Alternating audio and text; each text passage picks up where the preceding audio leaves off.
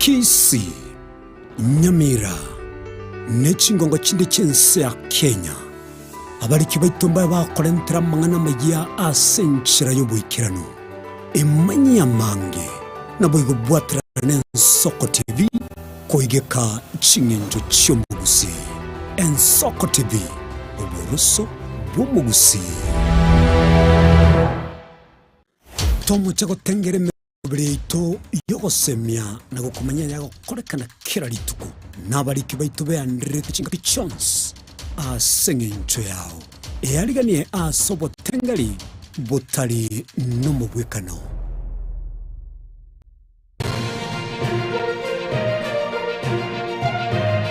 Eye n'Ensoko TV oboroso bw'omugusi. Umurubuli kubwatia na bukurigirwa na kio muntu.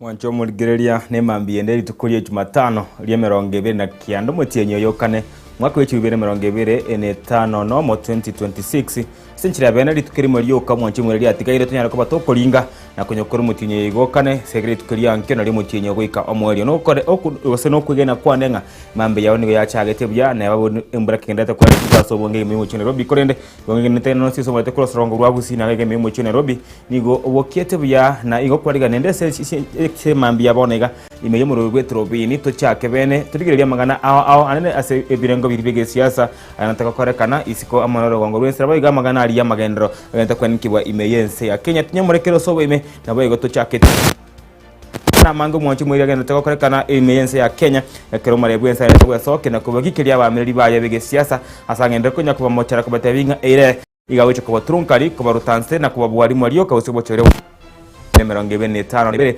borogocha omwaka ogocha nanyani go abamiri baye nigo besogote na kugenda bose kwenda gukora kimeyega ayege siasa imeyense ya Kenya nene motukabongo gatakora Linda Mwananchi kekaruka isemo asabantu ari ngumuyega mwane sana igento yakaboneka kyagendere koreta chinkwa ngane Linda Mwananchi nimweye gose ningonya kujya gendia ningonye bwate ngonye internete kegara yarekane kongusa na gutwara umubera bw'abantu barabange kiendege komenya nigo wikaboneka abantu bamanye tinga ekyamankire giya chakibu People in Sense Movement gose PRM ine wikaboneka abantu bagasohoke babere bete kabisa abantu marabanyanga ikiamekene kyango hagati y'abarebane baboliwe ariko bagukana kiameke tari kiyabo ine kiameke inkiamonto kiyekane ndenki bagwe sokeri bagukwana babegete chimaski gose betu bete emosio ndete yo kunyaroka gako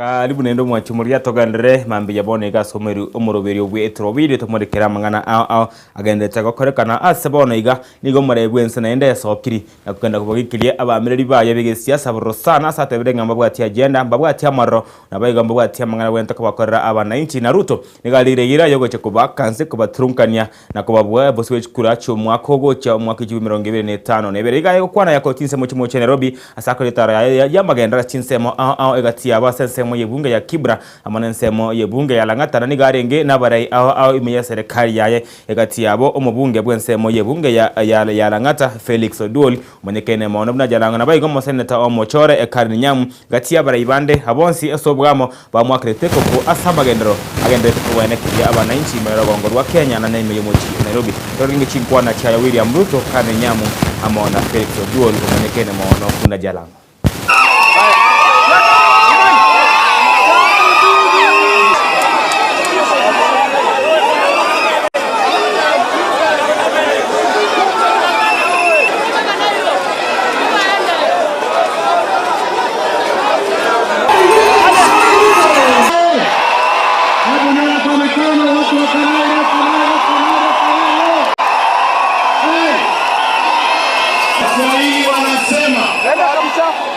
Sasa niwaulize, unajua kuna majamaa hapo wanajaribu kushindana na sisi.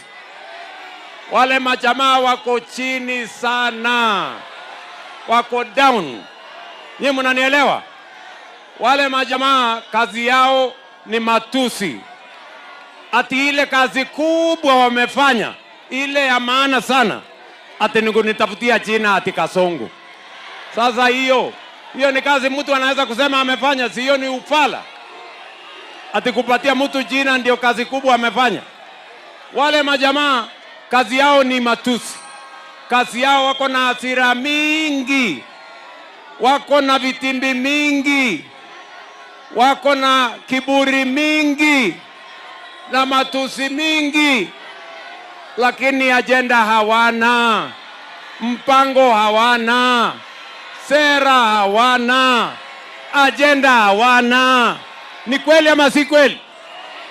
Kumbe mnawajua wale jamaa wa matusi mingi na kisirani mingi na balaa mingi na vitimbi mingi na kiburi mingi.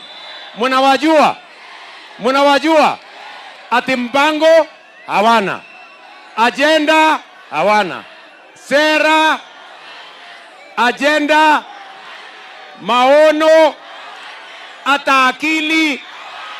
Salala. Ni kweli ama si kweli bana? Sasa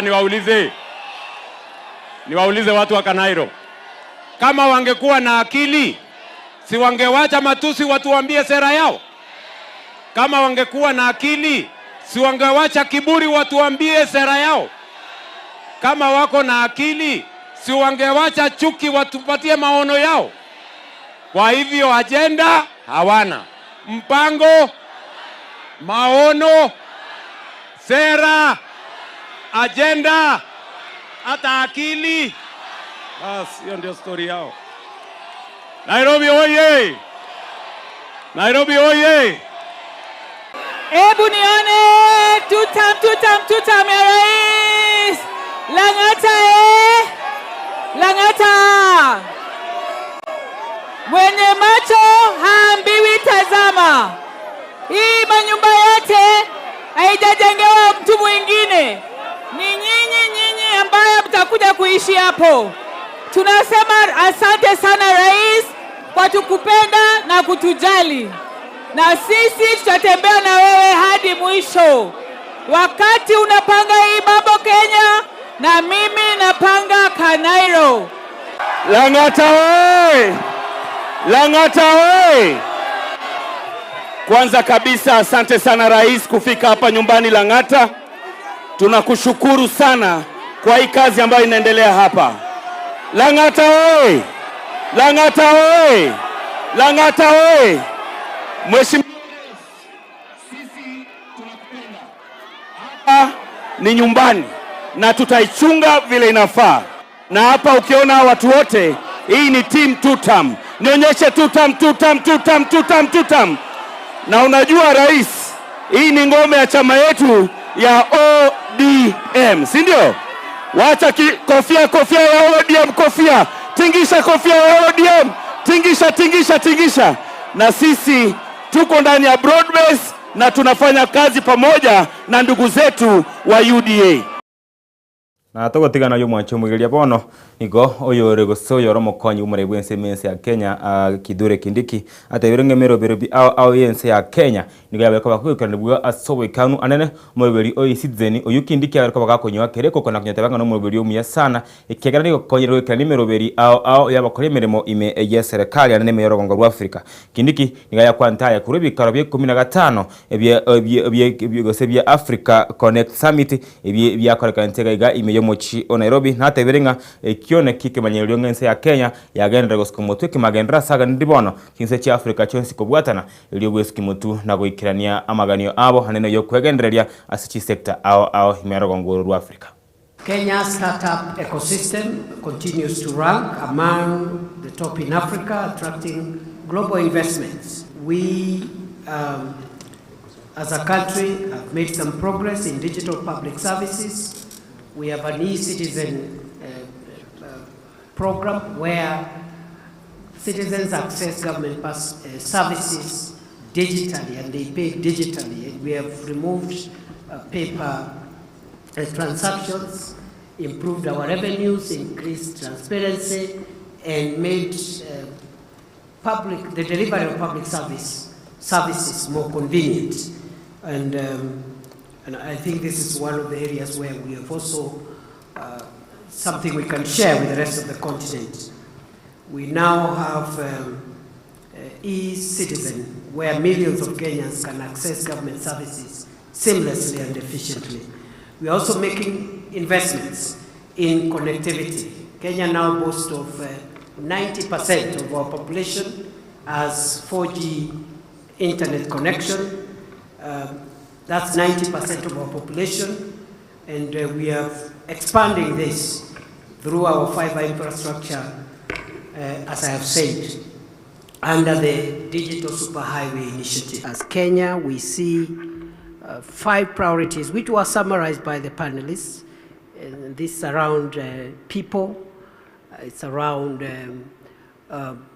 technology, it's around partnerships, and you can infuse there human capital and the software, which is our value system. The people in terms of inclusion, the people, the entire spectrum of the people must help us define our future, including the youth, including women, including all shades of, all segments of the people.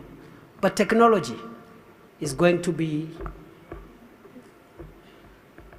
remain the biggest driver of the future. Look at the 10 most successful companies in the world. Many of them are technology companies, and it's going to remain that into the future as we abandon the traditional way of doing things and going into technology. On digital skills, we continue to build one of the youngest and most tech-enabled workforces, with thousands of young people are trained annually through a number of programs, Ajira program, Jitume, digital hubs programs, and others. These efforts are not only about technology, but they are also about inclusion, about jobs, about access, and national productivity. By expanding our digital superhighway, by providing digital spaces for young people to access digital services and e-commerce, we have created 300,000 jobs in the last few years. We want to expand that to 1 million jobs through this initiative of digital jobs. Na togotigara asenseme yo mwancho mugeringa bono umwaziri wa mangana ayakrero William Githau Kabogo atebirenga ense ya Kenya nigo yabekire emeroberi ao ili egwikirania amagendero imero gongo oru Africa asateruna ense bono ya Kenya nigo yakire amagura mutu sana kubata n'kinse kile cya Africa heriyo kwagendereria amagendero imeyense ya Africa nere nika konte kuru asebikarebyo bya Africa Connect Summit yango twara chinkona chiaye William Kabogo.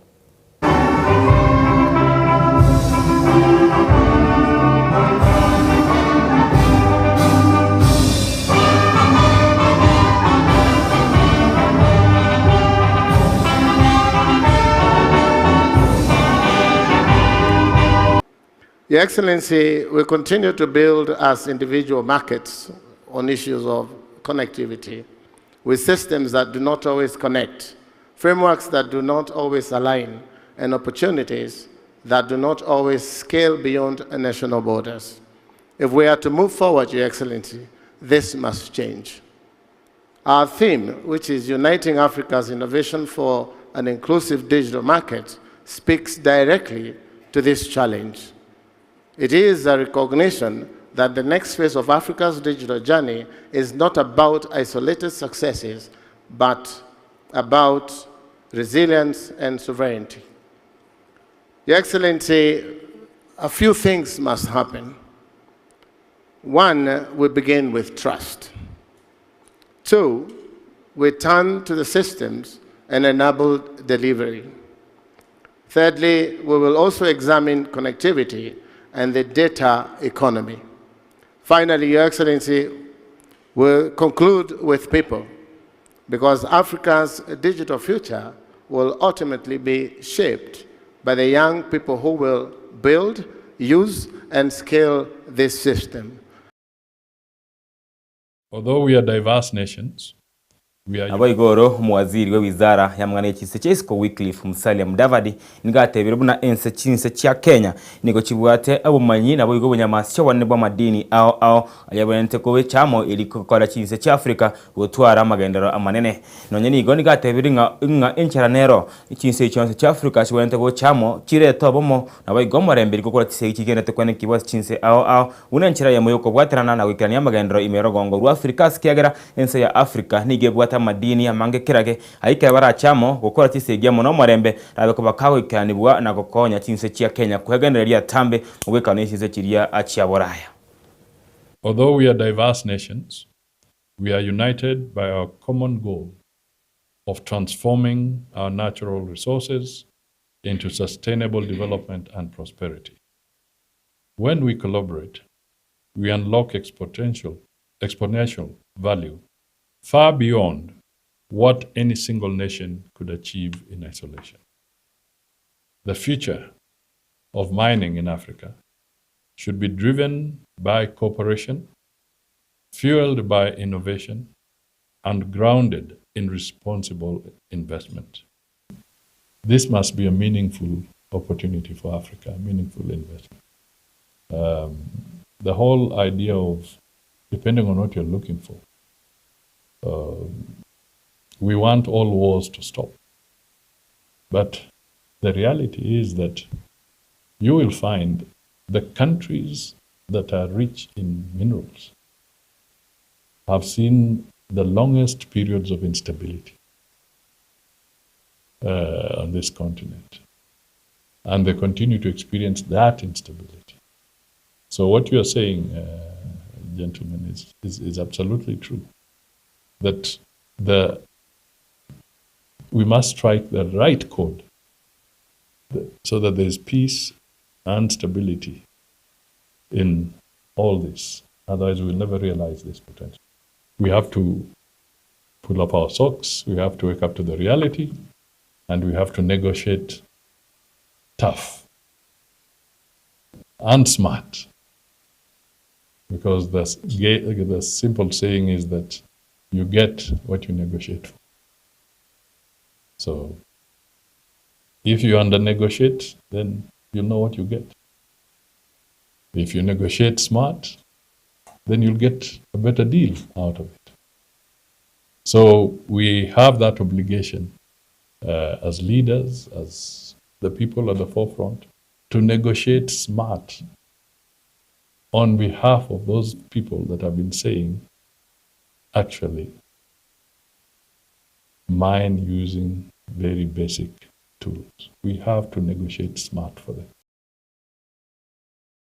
na togotigara asense meyo ya amang'ana yo kwendelea chinse cha Afrika mwancho mwiraringa bono umuraibu ense ya Kenya William Samoei Ruto atebiringa ense ya Kenya nigibwatenera madini ara manga yose ne kwegende bwabanene bira gotegemea ense ende yonsi yorogongo gusi yorogongo risk yorogongo rwa Afrika. Ruto nere niga kwanta ya kurua sebi karibi ngabu manyekene na Kenya a mining investment conference ase chinse au chabeta kwikana game ense ya Kenya gati ya ense ya DRC Congo ense ya Tanzania amona Buganda sebabu ata abantu babete kwikana n'ibikari ibyo na gukwandira amangana mange buna chinse iki ci Afrika kibonete kwegenderia turarigiringo chinkwana cyayo murebwense William Ruto.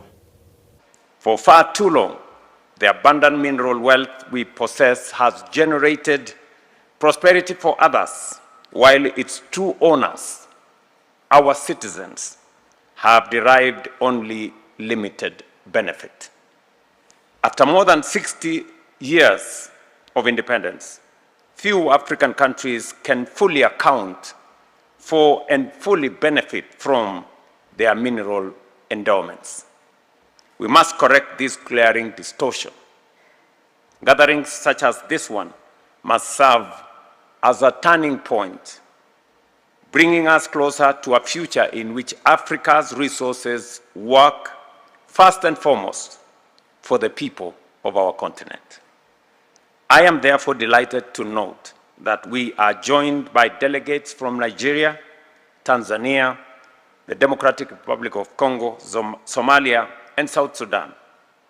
Your presence here affirms a conviction I hold deeply, that Africa's mineral wealth is a shared strategic asset.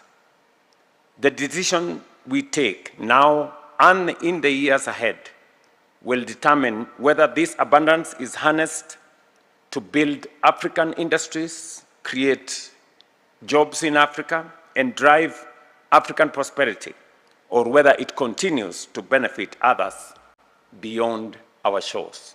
But having minerals in the ground is not in itself an achievement. The true measure of success lies in converting them into tangible prosperity for our citizens. That is the goal we are pursuing. It requires investment, technology, and strong partnerships supported by a conducive fiscal and regulatory environment in which all these elements can come together effectively. As an administration, we are deliberately building those conditions. We enacted the Mining Act, a progressive, transparent, and investor-friendly legal framework that replaced colonial-era 1940 legislation. We have strengthened our institutional and regulatory capacity to deliver faster, more predictable licensing outcomes. We have digitized our licensing system. Through the online mining cadastre, applicants can now apply for mineral rights from anywhere in the world through a process that is transparent, efficient, and accountable. When you read the headline on the East African, it says, Uganda's headache. There was no headache. For heaven's sake, there was no headache. I mean, how does 3 countries coming together to build one piece of infrastructure that supports the region, how does that amount to a headache? So I really want to persuade us, as you sit here, let us believe in ourselves. Let us believe in our continent. And I always urge people in Kenya, let us believe in our country. Let us profile it positively. Let us work together so that we can harness the full potential of who we are, the resources that we have, and the opportunities that are there for the benefit of everybody. And that would really help us make much more progress.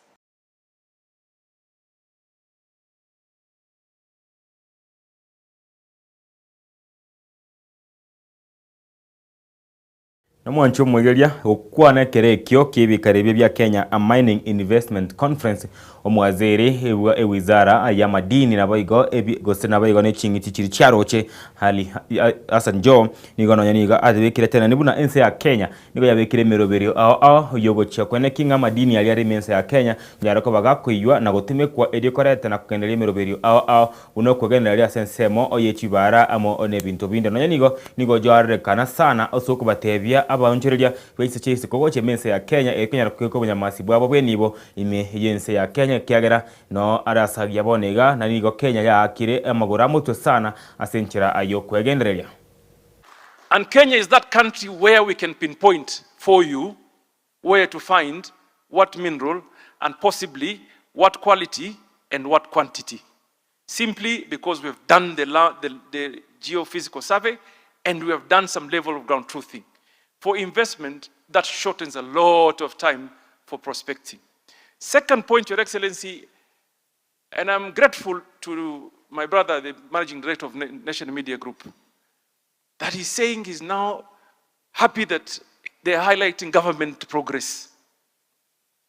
That SGR that goes to western part of the country opens up the opportunities to possibly meet the value chain of mineral and industrialization.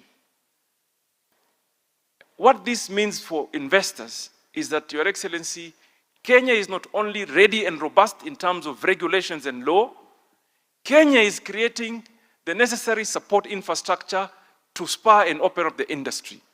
Meaning, we have a working MGR, we have an effective and efficient road network of over 20,000 kilometers, and His Excellency has undertaken to do 6,000, that is ongoing. Mavunda, umesikia hiyo? We have 20,000 constructed and 6,000 ongoing. And very strategically planned. I want to assure the investors here in the room, every place you find valuables, minerals, there will be support infrastructure to help you extract.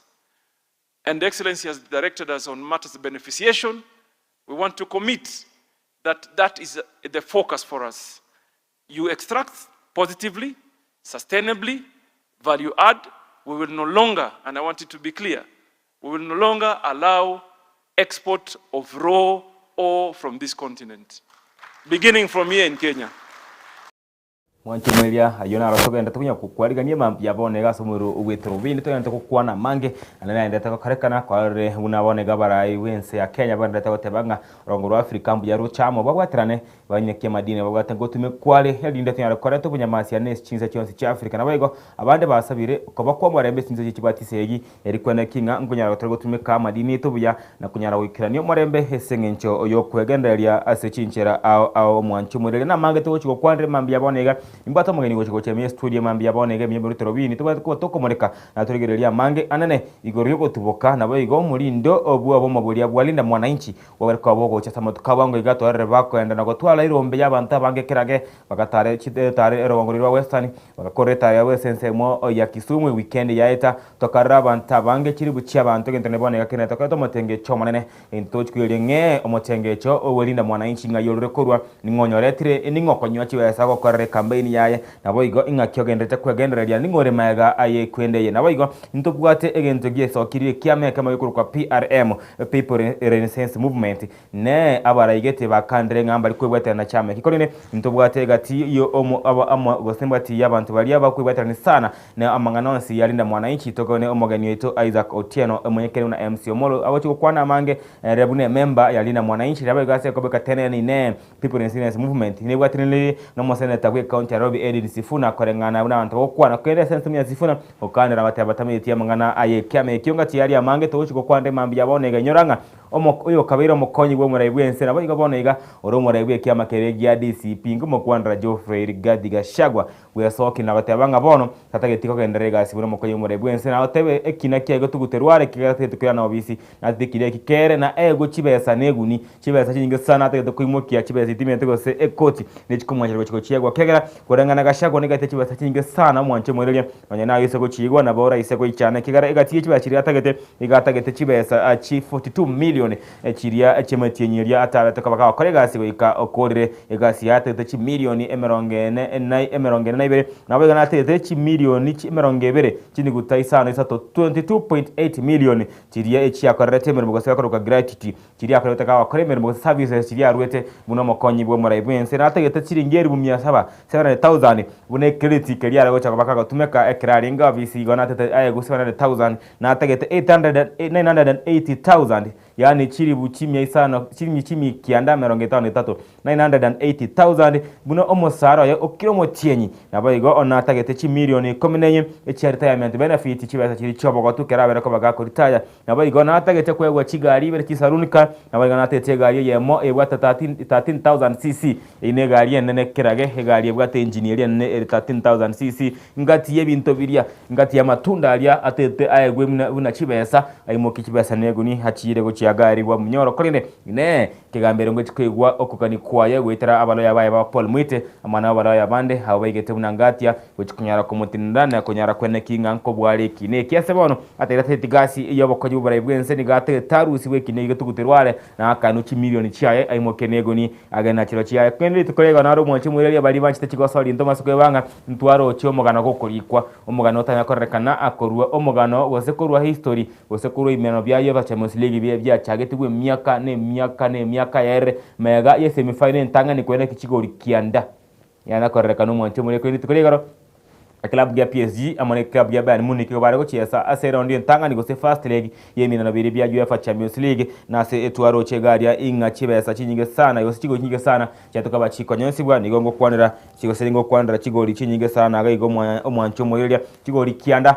rero kero club kere ya PSG yafunga chigori sana Bayern Munich bagafunga chigori nye esabari yo kwenda Budapest go chiese finali akorekana yabire nkongu igaria imeyo mochiori Hungary ine ningo chikona chirete gitikara bachikumari tukori ikigocha ese round ya kabere mega yo kurwa 5-4 bitko oli igoro nabonega igo batete banyoro mu buyoyo wamo oli ogo chikogenda gwika Budapest garia asenseria ya Hungary gochia aseboto we suboto we chigosoli ejiche finali ya UEFA Champions League semi final ya kabere butukwa lero ngati Atletico Madrid hamo ni club keria agia Arsenal ne Atletico ne chikonyara go sasa no ni yegochia agokore ebintu byaye asenchera erejo we kari kwera yonsi mega yomutukuma kaigo nkona tole nyole glass kia machi ngirane tochikukwana mangana mangenere Isaac Otieno aka MC Omolo uyo kireme studio wega tochikwendera gukwana mange na kwene kyanga nkonyara tore etogokora goseto gukwana igoro yo mutiboko na waigo omolindo waigo motengecho obulinda mwananchi uyo chire na kwera kyenga nkobwatora ba Kenya bange anene abasaye hime yense yiga ya Kenya tomasiko sketrobini nigagendera teke kekeremute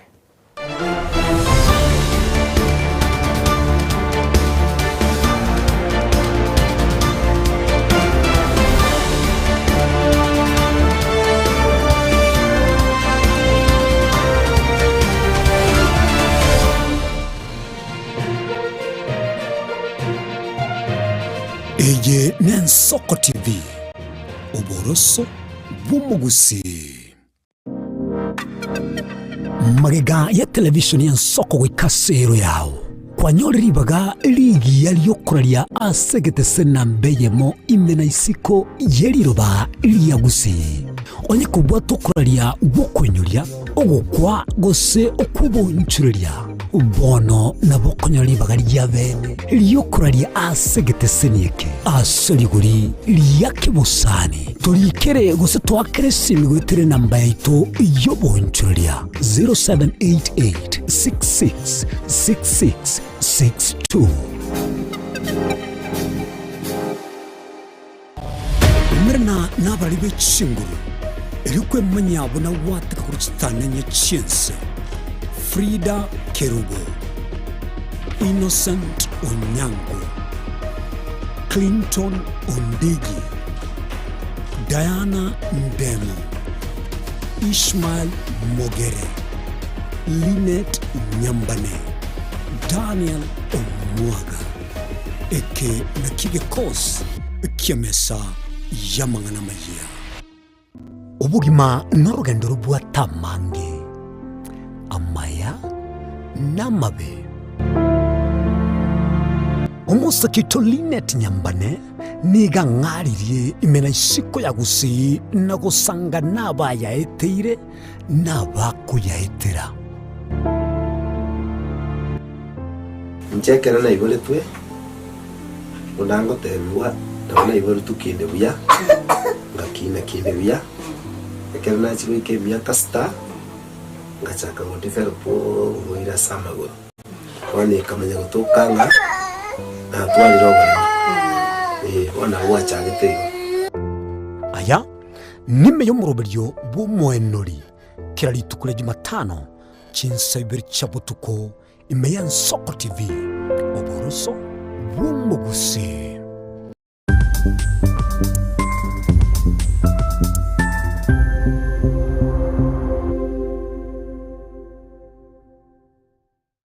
Omwancho muri rwa Nsoko TV igeta sengi Nsoko TV ibwatira senge nchao kokoretera amangana amaya ayatabwati gwanchero ko rwonsi kurime ya Gusii na isiko ya Gusii to kubekera tene ni anyare ko bakawateka atabwati gwanchero bonda bwansi korwa se ebunge ya Kitutu Chache South Meye County ya Kisii elietari anen Caroline Mausa korwa county ya Nyamira elietari Nyariki Steven Embonde korwa se county ya Kisii elietari anen Wycliffe Orenge Mera na inche Dominic Onderi Nyabuto ekena yago koreta mangana ya magia ko ritukira Jumatatu bakari tukira Jumapili jeni gongor ko petuel machin na nyora netrobin ya Nsoko TV oboroso bomogusi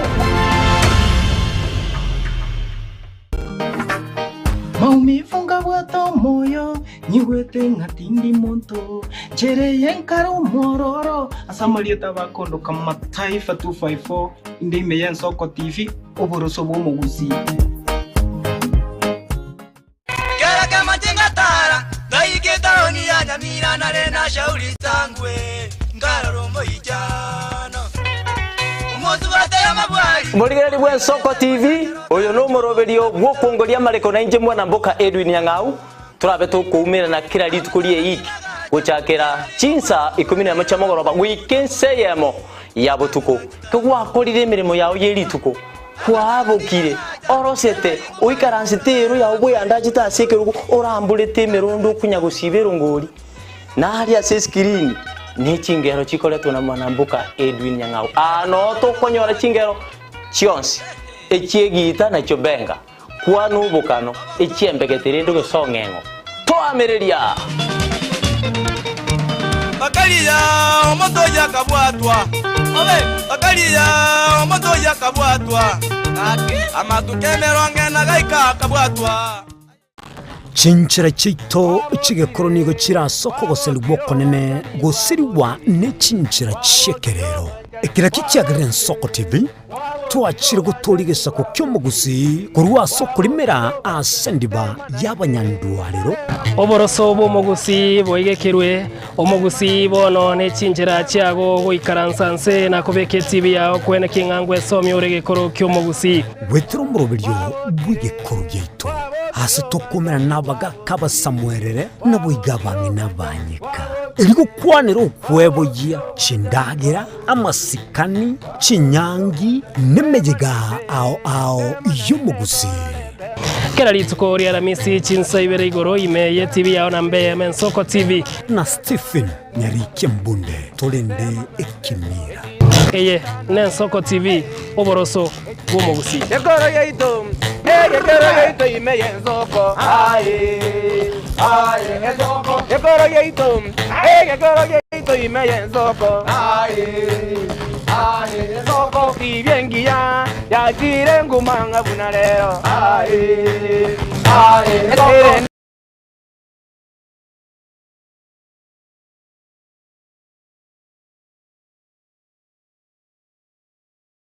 ine asama kiaya mbireo seino mbireo asama tuko amaega obugima bwakira lituko bwomogusi nigo bwale gosirwa nobolemi likomera liburuga lisamora byonsi asekerenga yokobeka ase ekiage ekemo ningi keire libaga likiage asinka yomugusi nobonchereria noborokia nobonyanyimbo gose nobwagachi asomoroberio wikiage kiomogusi nobe gokumirana na inche Frida Kerubo kera litkoria ijuma chinsa ibere chamugoroba astogo sanga nomugusi korwa chingongo eliokumanya naki bakwenyorera engere yabo ya kera litko Tomocha.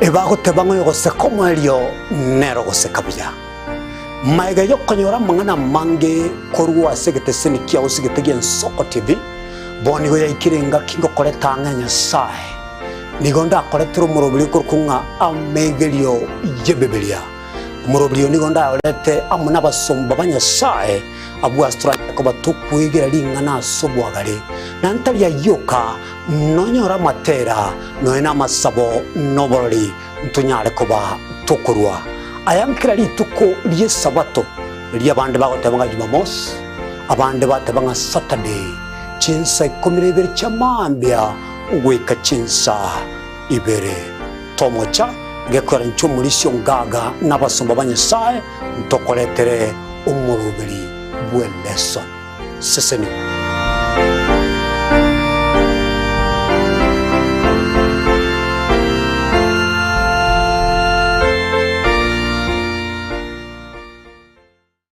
Mwanchumurigaria bwen Soko TV bagakwana bagateba chisemi na lichikoribia orobebe egati ya bari babwate na bari batabwati ase bisaku au akene rure nche Clinton ndigi gwetera segeta seni kiago gien Soko TV gochiko komanya onsi eya mase yamo ali aenekiwe ali arobere gochia kwenekiwa ase sector yechisemi kurigase ugatagati bo mocho Nairobi abegochi county chonsi emerongene na isano nebere ase ense ya Kenya eliokorigia komanya na ria ya agendrete ase sector yechisemi Mukabora ingerango oyetigosori yabarire.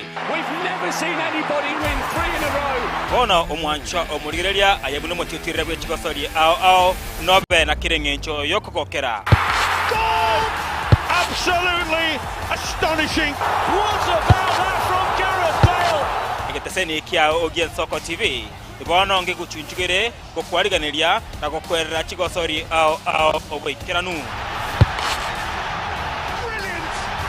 Tomocha kubwata etariki inainche Daniel Omwaga goseko gwancha nabo ogontona Erieta Suarez amagosori webegi iyokorio keraritko orie Jumamosi igochakera egetone gichinze sano na isato chiamogaso goika 10 chamaragoba ase omoroberi ibwe achigosori amo nabanyangongo ase na kumanyana gokorosera ayatekire ase chigosori and he's awarded a penalty.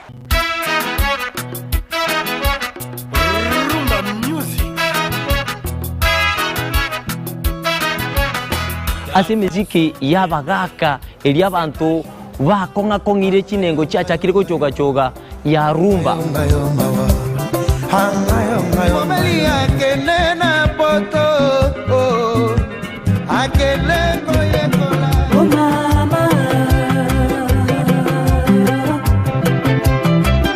naboigo ntokwe babasai ababakurwa jijenzi emisike kogenda bwange bwate chia talaku le général Dangote oye mose kunambi o Ricardo Momo oye mama Dangote netaliane Edwin Nyang'au Edwin mwana mboka nzube ya bololo tumerane kila litikolia Jumamosi kati ya saa 10 uweka ensa AM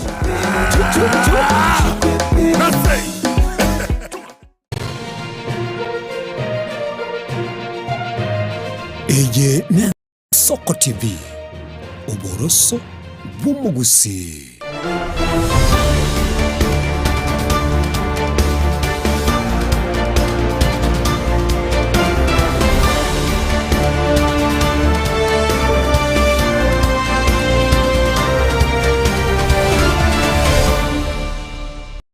Karibu nendo mwanchumu ilia mambi ya bonega chapto chide kamera ngetalo no mo igori chise chebona mambi sentunda ya kabire ne yo mwere kegima asomro rwetro bini to yantiko kwana mange na gote kuru mapema ni mbwa toma gendere gatucho kwana mange anene igoro oyo morindo obu olinda mwananchi gosengi kyagere ya chire bonga earthquake elia yana kiringa mwalinda mwananchi yabere ne sana yabere force yere ne sana imeyense ya bonega ya Kenya anegendere to kwanro so imena bayigo ne goto manyiwe siasa abayigo monto ore omona siasa mokongo na bayigo ko kirgo kyo MC imegori ya maige mimucho Nairobi bomo kwanda Isaac Otieno Omoro aka MC Omoro taliye sore nyinga kino monto mai to ikire me studio mambia bonega na to chiko kwanda mange na wikira bonega gochiko chencho mono wake kwano mono ribi Swahili netinya ko batoki gwana nere atata binga yi munde mwananchi ya chakrete na inki kegarete ere bunere ego ikira bonega karibu sana asante Viore mbuyane kabisa wakire hiyo sijafundishwa. Wakire buya.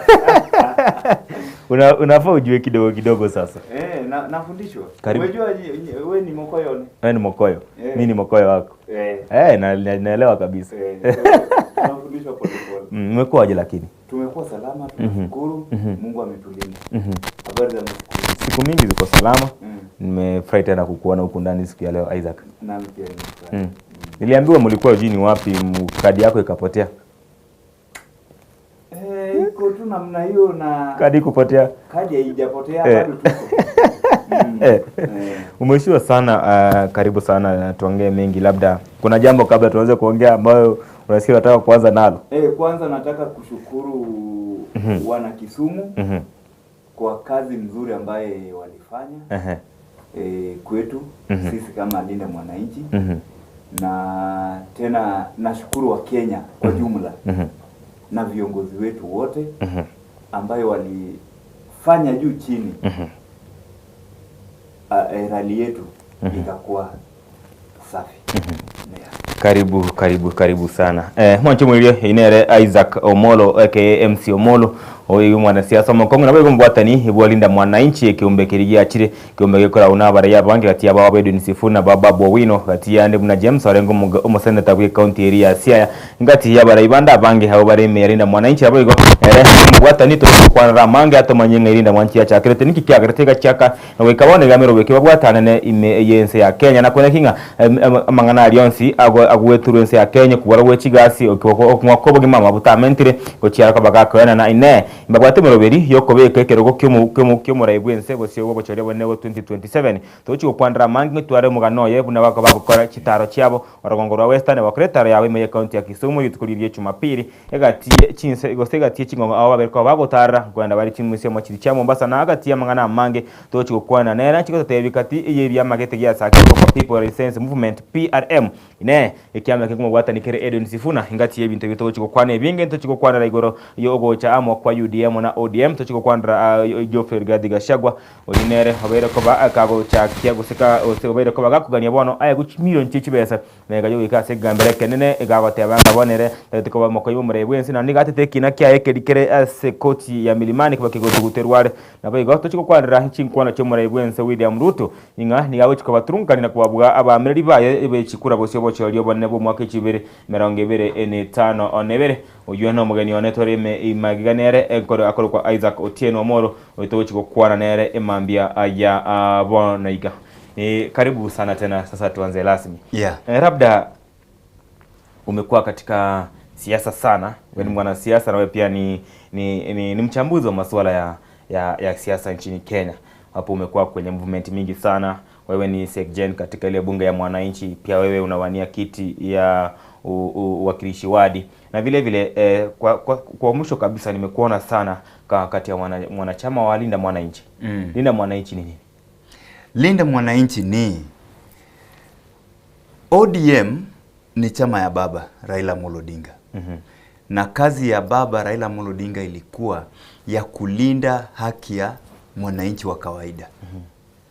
Sasa umejua kitu ambaye ilifanyika baba baada kutuacha ambaye bado hatujaamini ametuacha. Spirit yake bado iko na sisi. Inatembea na sisi kila mahali. So kutoka hapo sasa ndio tukajua kuna wale watu ambaye walikuwa kwa baba just tu wako. Lakini kuna wale ambaye walikuwa kwa baba na ile roho ya baba. Hiyo ndio maana uliona Linda Mwananchi ikajitokeza na Linda Ground ambaye ni Tumbocrat ikakuwa. So hii timu ya Linda Mwananchi inasimamia zile vitu zote ambaye baba alikuwa amesimamia. Ya kwanza kupigania mwananchi wa kawaida, kumake sure mwananchi wa kawaida anapata kila kitu ambaye serikali inafaa ifanye na kupata uongozi bora.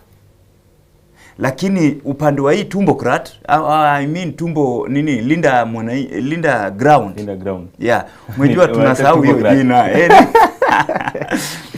Upande ingine unapata ni wale ambaye wanaangalia tumbo yao, si wale ambaye wanazingatia zile vitu baba alikuwa anasema. Yeah.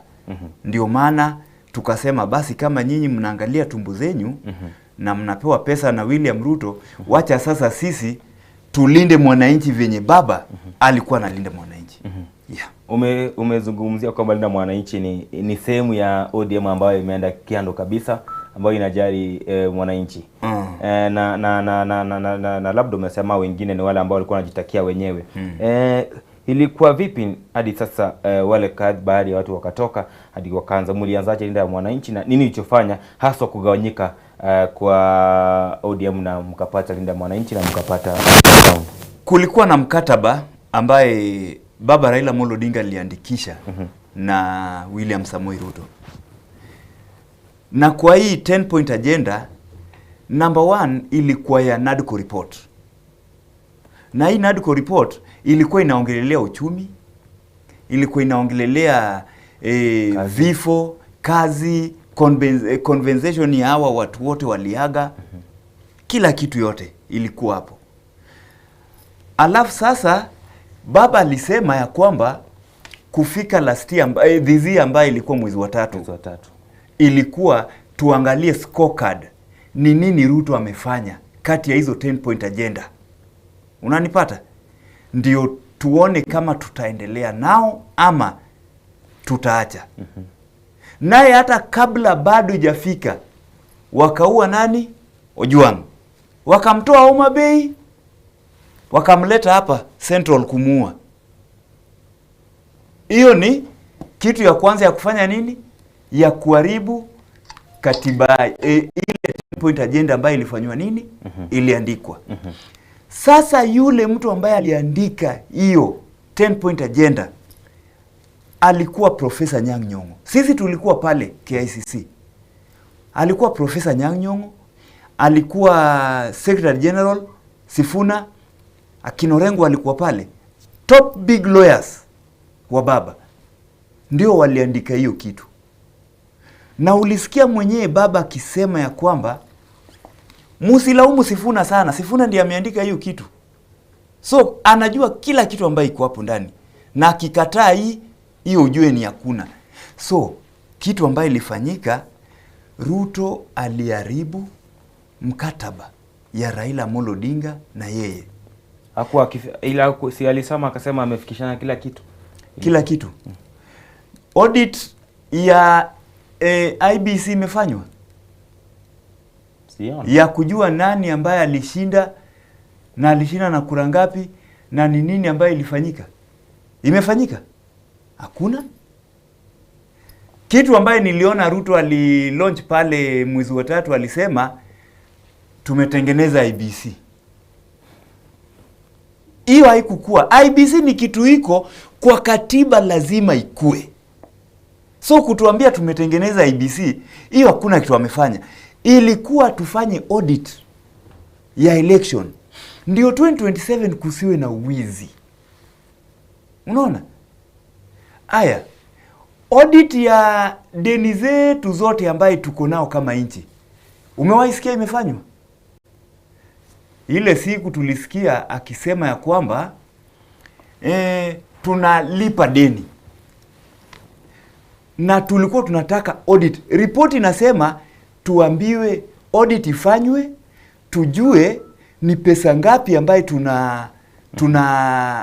inafaa tulipe. Wapi? Kwa wale ambao wametukopesha. Ruto alienda kusema tunalipa deni. Hiyo ndio audit. Maneno ya kifo, hata saa hii bado watu wanauliwa. Si ndio alitoa 2 million na serikali. 2 million ni nini? 2 million ni ya mtu mmoja ama ni ya watu zaidi ya elfu kadhaa wale walishaaga? Umejua hii ni mchezo. Ruto anacheza na watu. Baba angekuwa hai, mimi niko 100%, hiyo siku ndio baba angesema hii kitu ianguke. Niambie, kama hiyo 2 million italipwa watu wangapi? Itakuwa 50,000. Na mazishi peke yake huwa wewe ni Mkisii bwana. Mimi ni Mjaluo najua. Kutoa matanga hapa Nairobi, kupeleka nyumbani Ushago. Gari kwanza peke yake ndio 150. Hiyo basi ya kubeba maiti bila watu wengine ambao bila watu. Hiyo ni basi peke yake. Hujaweka jeneza, hujalipa deni za hospitali, mochari, nini. Deni, yani kutoa mtu hapa kupeleka nyumbani ni zaidi ya 1400. Alafu unapewa 50. Hiyo ni kucheka mtu ama ni kufanya nini? Ruto anacheza na watu bwana. So this ndio ilifanya baadhi yenu mkatoka Sasa sisi ndio tukasema kama hizi vitu haziwezi angatiwa, then there is no need tubembeleze huyu mtu, sababu baba hakuwa anambembeleza. Lakini sababu alifungua kitoweo, wale team akina Junet wakaona wacha tukule. Sasa tena unasikia wanaanza kulia. Wanatuomba sana wakuje. Wameomba. Kuna evidence. Kwa simu tunapigiwa kila siku. Wanapigia party leader James Orengo kila siku. Wanapiga simu kila siku. Lakini tuliwaona. Party leader wa party gani? Linda Mwananchi. Wa ODM, kwani? ODM Si ni Orengo. Orengo ndio party leader, sisi hatujui Oburu. Oburu, kwani Oburu alitangazwa wapi ni party leader? Si ni alitangazwa wapi? na nini? Uliona wapi? Uongozi wa wanachama. Chama gani? Wakamweleza Sokenos kabisa. Wapi? Tunataka tuende kufanya election. NDC. Ndio tujue kama Oburu atashinda Orengo. Watakubali, itakubali. Sio ndio wamekataa? Sababu wanajua wote akina Gladys Wanga, akina Junet Mohamed, wote wanaenda kulala nyumbani. Hawaendi kushinda. Hiyo ndio sababu hawataki kwenda hapo. So hiyo ndio chanzo kubwa cha Linda Mwananchi kutawanyika. Yaani cha ODM kutawanyika ndio wananchi ndani. Lakini hapo kidogo kabla mtawanyike kabisa kidogo issue ya Sifuna ilichangia kutawanyika kabisa, manake kuna kumfurusha pale chamani. Na makosa yake yalikuwa yapi? Kama wewe kama member wa Linda Mwananchi. Makosa ya Sifuna ni kuangazia 10-point agenda. Ya kwamba kama hii haiwezi tekelezwa, mimi kama katibu mkuu siwezi ruhusu ODM ikulwe na UDA. Na ile wanasema hiyo ndio makosa yake kubwa.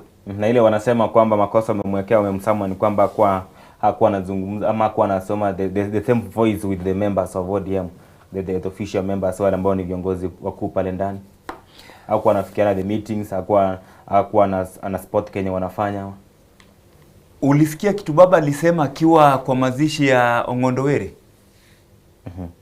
Baba alisema hivi, chochote Sifuna naongea kama Secretary General wa chama ndiye msimamo wa chama. Na Edwin Sifuna amekuwa kiongea kulingana na katiba yetu ya ODM na mkataba ambayo waliandikishana na nani? Na William Ruto. Hajakuwa akiongea kando. Amekuwa akiongea kati ya hizo vitu, kati ya katiba yetu na kati ya mkataba wa ODM na UDA. hajatoka nje. Lakini hawa wanataka wabend hii kitu waiweke opposite ndio wapate chance yao ya kuingia. Baba, ulisikia baba alisema ya kwamba 2027 ODM lazima ikuwe na presidential candidate. Si alisema? Hii yao wanatuambia ya kwamba baba alishaingia broad base na akasema na support William Ruto. Hiyo ni yao. Hiyo ni yao wametunga. Sisi hatukusikia na masikio yetu baba akisema kitu kama hiyo. So unaona tofauti yetu ni zile vitu baba amekuwa akisimamia na zile vitu ambaye wanataka kuwekelea mtu ambaye amelala. Niambie, tangu baba age ni watu wagani wamerudi kuona baba? Ni sisi. Watu ambaye tunaamini vitu baba alikuwa amesimamia. Tukiongozwa na James Orengo. Umeona hata Uburu amerudi nyumbani? Umeona Junet Mohamed ambaye anasema yeye ndiye aliongea na baba wa mwisho, amerudi? Nyamaza. Umeona huyu mama ambaye anapiga nduru kila siku, ODM Gladys Wanga, amerudi huko? Tangu baba zikwe, hata William Samoei Ruto amewahi rudi huko? Eri Uhuru Kenyatta ambaye alibaki pale na akalala siku 2 akiomboleza rafiki yake, Ruto amewahi enda huko? Alienda hiyo siku ya mazishi na jioni yake akapaa akaenda. Sasa mmesema kwamba baba alisema kwamba mkataba wenu ni hadi 2027, ikifika next year mnamaliza na mtakuwa na presidential candidate. Sasa ODM imetawanyika, kutakuwa na presidential candidate ama ni Linda Mwananchi itakuwa na presidential candidate na Linda Ground ikawa na presidential candidate wake? Kwanza nataka kujue ODM ni moja gani? Hakuna unaona mko ODM. Si umesema ukilinda mwananchi huko ODM. ODM ni moja. Kivipi? Lakini kuna kati ndani ya ODM tuko na ODM Linda Mwananchi na tuko na ODM Linda Tumbo. Hivyo ODM ni 2. ODM ni moja. Wengine mmewafurusha, akina Sifuna atarudi aje pale? Nani amefurusha Sifuna? Amefurushwa wapi? Secretary General ni nani? Katibu mkuu wa ODM ni Edwin Sifuna. Na huyu ambaye mliannounce juzi. Mgani? Huyu hata jui kusoma huyu. Sasa ODM officials wa chama ndio wale. Official wapi? Meaning Sifuna amefurusha. Imeandikwa wapi? Wewe umeona imeandikwa mahali? Hebu enda hapa kwa registry uangalie kama jina ya sijui Omayo sijui Mario. Mimi hata simjui jina. Kama jina yake iko hapo, utapata jina ya Sifuna. Isaac. Yes. Saizi ODM imetawanyika. Linda Mwananchi mko na timu yenu. Na kuna nyingine ambayo iko kwa Raila Amolo Odinga. Sasa ni gani ambayo itatoa presidential candidate? Linda Mwananchi inaenda kutoa. Na hao wengine wako wapi? Hao wengine ni watu wa tumbo. Na hivyo bado wanakula. Haitakuwa tena ODM, itakuwa ni mrengo wa Linda Mwananchi. ODM ni moja. Sasa nataka unisikize. ODM ni moja. Lakini kwa hii ODM moja tuko na wale ambaye wameangalia pesa, ambaye hawataki kufuata zile msimamo wa baba Raila Amolo Odinga. Nao wote wanaenda nyumbani. Wote wanaenda nyumbani. Wote. Hakuna hata mmoja ambaye anaenda kurudi 2027. Wanga si atashinda Homa Bay. Nani? Gladys Wanga. Wapi? Homa Bay. Nani amekwambia? Si akona umati ama? My friend. Kutokea Wanga. Hadi yule MCA ambaye ana support UDA. Suna East. Tutam. Suna East. Kwanza huyu hayuko. Huyu hata tumjui. Na tunaenda Orengo ashaweka mtu ambaye anaenda kusimama na yeye. Sisi tunajua party leader ni James Orengo. Kusema naye na chama gani? ODM. Yeye mwenyewe ni mbunge wa Suna East kutumia chama cha ODM. Na atasimama na hiyo chama ya ODM. Huyu mwenye Orengo ataweka atasimama aje na ODM pia.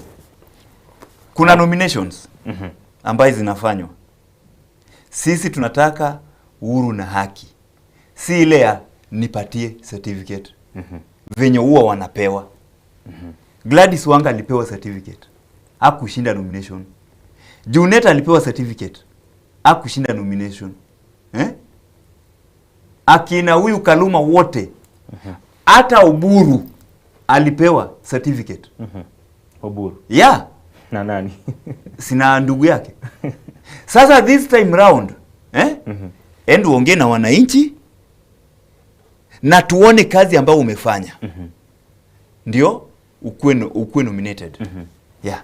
Kumekuwa na kuvurutana kati ya ODM na UDA. Utazungumziaje kabla nikuulize swali ambao nataka kukuuliza? Mavutano ya ODM rais akawaita wakakaa State House. Ni kama wamenyamaza tena? Walidungwa shindano. Mavutano ya ODM gani? Sema tumbo, linda tumbo. Okay, linda ground. Yeah. Kumekuwa na upande wa pili wa ODM ambao umesambaratika, upande mwingine ambao unaongozwa na Oburu Odinga na Gladys Wanga pamoja na Catherine Omayo na Junet Mohamed. Wamekuwa sana wakiongea. Wiki moja waliongea, wiki iliyopita hadi rais akawaita State House. Na mbona wamenyamaza tena? Walikuwa wanasema kwamba sisi lazima zoning, mambo ya zoning. Tunazungumzia hilo jambo. Unaona hiyo zoning, wamejua vizuri ya kwamba zoning ikiwekwa ndio watachukua certificate bila kwenda nomination. Na ndio wafanye nini? Waende by force. But zoning kama kuna mtu wa UDA atasimama pale, na yeye mtu wa ODM atasimama pale, mtu wa Ford Kenya atakuja asimame, mtu wa Jubilee atakuja asimame. Nyinyi mnataka zoning hii upande wa pili walinda mwananchi ya nini? Nyinyi mnajiamini? Tunajiamini, tuko na wananchi. Wewe nikuulize, wewe ni mwanahabari na huwa mnazingatia sana venye watu wanaenda kwa mkutano. Mkutano ya Linda Ground sahi, unaweza compare na mkutano ya baba, vile baba alikuwa anafanya mkutano zake, then uangalie yetu ya Linda Mwananchi, uniambie ni gani kati ya hizo tatu, alafu ongeze na UDA ile rais anaendanga kila wakati, zikiwa ngapi? 4. Then uniambie ni gani ambayo iko karibu kufanana na ingine, na ni gani ambayo iko nje na ingine. Kwa hizo 4 wewe ndio unazianda, sio mimi. Utapata hivi, Linda Ground wananunua watu, kitu ambaye baba Raila Amolo Odinga hakuwahi fanya, kulipa mtu na ananunua watu. Si Linda Ground, nimesema Linda Ground. Wote general. Kwani ukuona hata wakipeana 1,000 Mombasa, ndio mtu unapewa 1,000 na t-shirt na kofia, ndio ingie wapi? Kwa mkutano. Kitu ambaye baba Raila Amolo Odinga hakuwahi fanya. Nyinyi mpeani pesa. Umetuona na pesa? Mimi mwenyewe venye unaniangalia niko na pesa. Siji pesa iongei. Hata kama pesa iko, lakini mwananchi anataka kusikia ni nini ambaye huyu ako nayo, ambaye anaenda kuniambia ile itanisaidia. Ukiangalia mkutano za UDA utapata wote wamerembeshwa yellow. Hiyo inakuambia nini? Ni watu ambaye wamepangwa. Sisi hatupangi watu. Sisi tunasema tuko na mkutano kama hii, tunapanga kwenda Kisii. Asante kwa Senator Onyonka. Rafiki yangu kabisa na rafiki ya baba Raila Amolo Odinga kabisa. Anapanga tunaenda. Vile tulishasema tunaenda Kisii, ni hivyo. Utaona tu, hata we utatoka hapa ukuje. Niache show. Uache show ukuje uende. Unaona? Na pesa yako. Si ati tunakupatia transport na pesa yako. Sababu gani? Ile spirit ya baba Raila Amolo Odinga imeamka ndani yetu, imeamka ndani ya Nyatieng. Unajua Nyatieng? spirit imeamka ndani ya Nyatieng, ndani ya James Bob Agri Orengo, na imeamka kwa Sifuna, na imeamka kwa Babu Owino, na imeamka kwa Osotsi, na imeamka kwa seneta wa Kisii Onyonka mwenyewe, mtu ambaye amefungwa na baba. Yeah. Umesema imeamka ndani ya labda tu tukiongelea mambo ya zoning kidogo tu nikurudishe nyuma ndio tuendelee mbele. Homa Bay wanasema kwamba zoning kidogo Gladys Wanga anaikataa kwa sababu Kidero anavaa Homa Bay. Kidero anakuja na UDA. Kidero anakuja Nairobi. Kidero anakuja Nairobi. Kwa fununu tu ati kwamba lakini hajaamua huenda kuje Nairobi ama aende huko. Na nakuambia Kidero akienda huko Gladys Wanga hata aache kukampeni na UDA. Hata aende na chama gani? Ataenda na atavuka nayo. Ama Magwanga. Magwanga. Former deputy governor. Na alikuwa MP wa Kasipul. Na ako juu sana. Na yeye ndiye anaenda kutoa Gladys Wanga. Sasa ana campaign. Yeah. So Gladys Wanga anaogopa hiyo zoning. Anataka zoning na njia yote. Ndio wafanye nini? Ndio wapewe hizo certificate. Ako wapi Winnie Odinga? Na alikuwa mtu wenu sana, akazungumza mkiwa Kibra kina Babu Owino.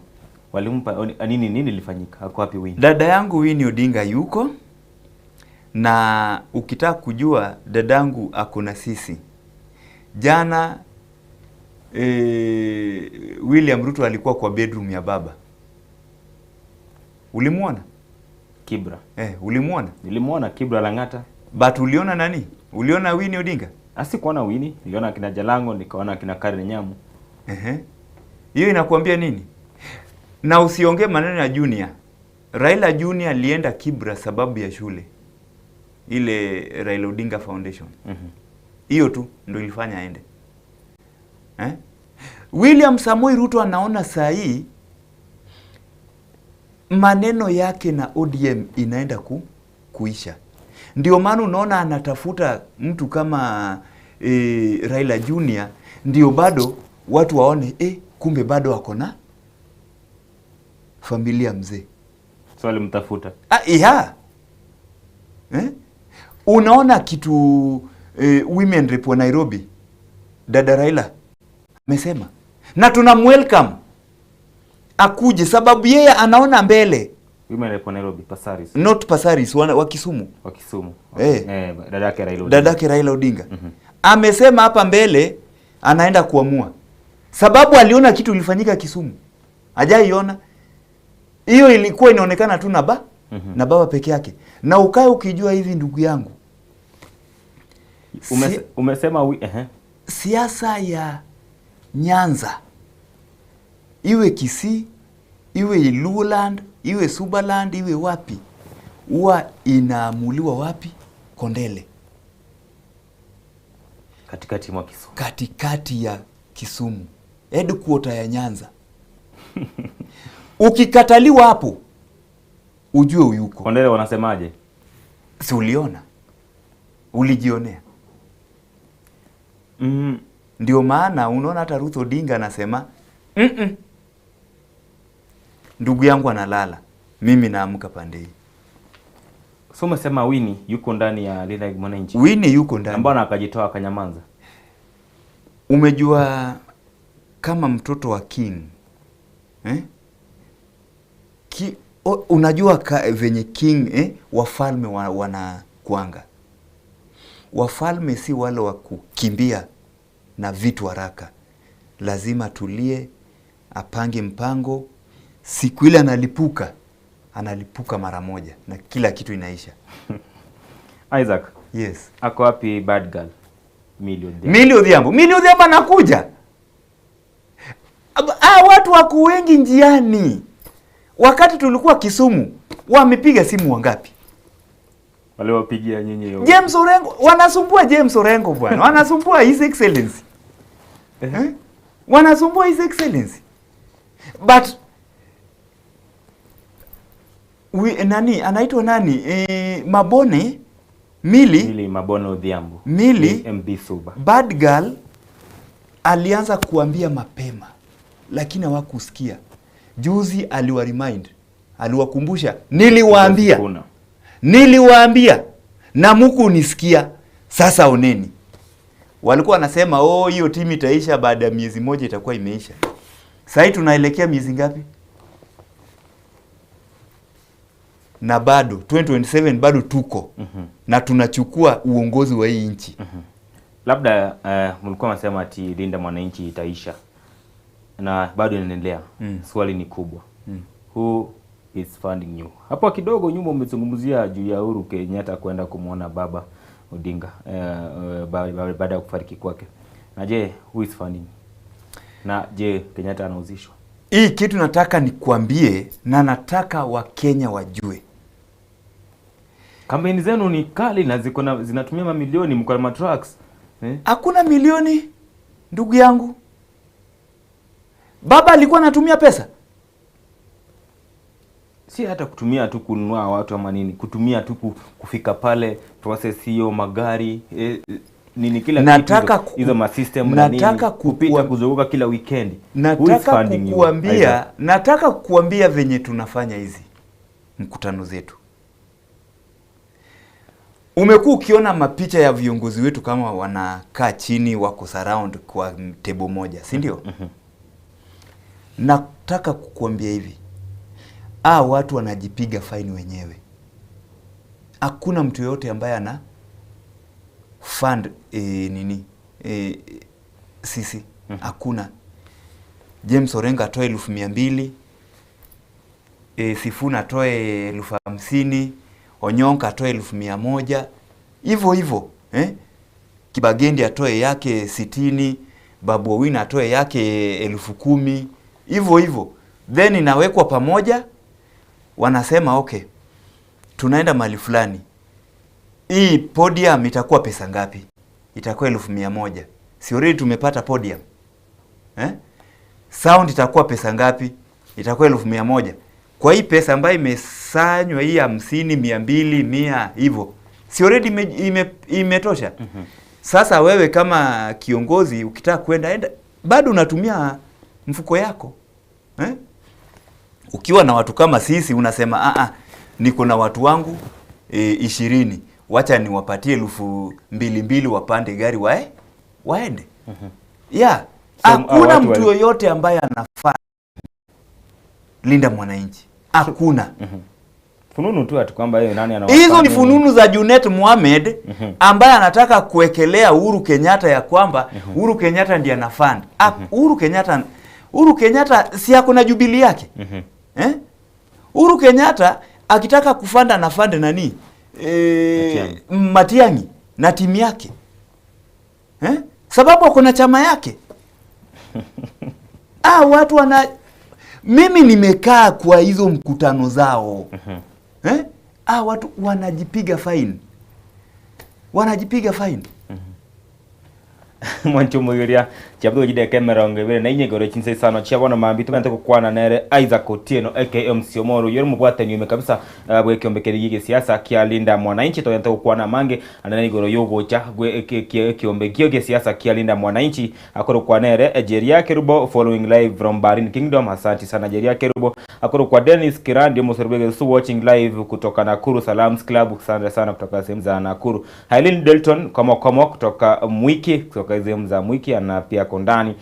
Joseph Atmomanyi niko ndani Korwa Kegogi Metemba hapo ni Kisii pamoja na Penina Oyaro, Masi Obibi, Agri Omoka, Mam Agnes Kerubo pamoja na Mbaka Mwishon Imeya Ensoko TV. Karibu sana. Naitwa Teosfani Embogo komo Okorwa Nyakeiri Marani Hisambo Village. Asante sana. Barnabas Kebaso Korwa Doa Katale Egoka Imeya Ensoko TV watching live mbu ya mono kwa chinsi ya mochitia Doa Imeya Katara. Rafu music call Fred Moga komo Korwa St. Peters Nyake Nyomisia Secondary with my wife Ruth Mora. Asante sana music call Fred Moga.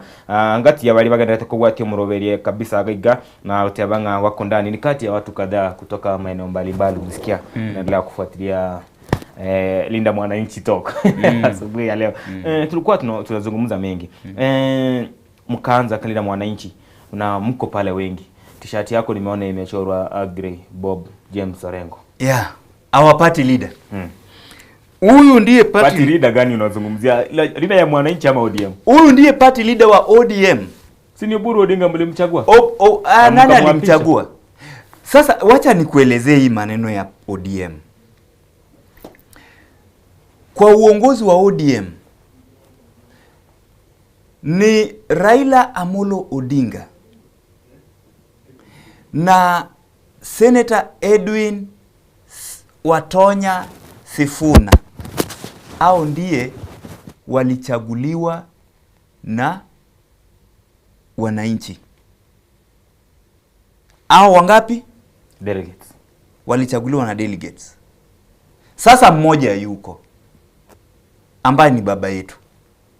Tumebaki na mmoja ambaye ni Sifuna. Au viongozi wanajiita viongozi wote ni appointee. Wameappointiwa. Kama wewe naweza kukuita nikwambie bwana, kuje ukue PA wangu.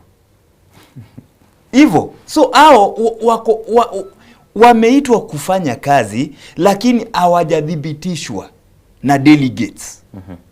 Na ndio sababu unaona wanaogopa kwenda wapi? Kwa delegates. Juu ya mistakes ambayo wamefanya. Hizi makosa zote ambayo wamefanya. Ndiye maana sisi pia tunasema hivi. Wakituambia Oburu ni party leader, appointed party leader, pia sisi basi tunasema tuko na appointed party leader ambaye ni nani? Nyatieng James Bob Agri Orengo. Linda Mwananchi imefika 2027 na bado mtawanyiko kati ya Linda Mwananchi na ule upande mwingine wa Linda Ground unaendelea. Linda Mwananchi mko naye Orengo, mko naye Sifuna, mko naye mbunge wa Embakasi East Babu Owino, Godfrey Ososi, senator, mko naye mabunge kadhaa tunguzia haswa kutoka eneo. Tuko naye Senator Onyonka, tuko naye Obadia Barongo mbunge, kutoka naye Clive Gasairo, Kitutu Masaba na Kinanto Kibageni Kitutu cha Sauti kati ya wengine. Na umevalia hiyo jezi ya Agri Orengo. Je, ni nani iwepo mmetawanyika na iwepo mtafika kama Linda Mwananchi kwenye debe, ni nani mtakayempa kofia ya kiongozi wetu? Tayari ni huyu. Sio Sifuna tena kuona kiti cha rais. Sifuna ni Secretary General. Nazungumzia sasa Linda Mwananchi ambaye imetawanyika, sizungumzie ODM. Sifuna ndiye Secretary General wa ODM na Linda Mwananchi bado ndio Secretary General.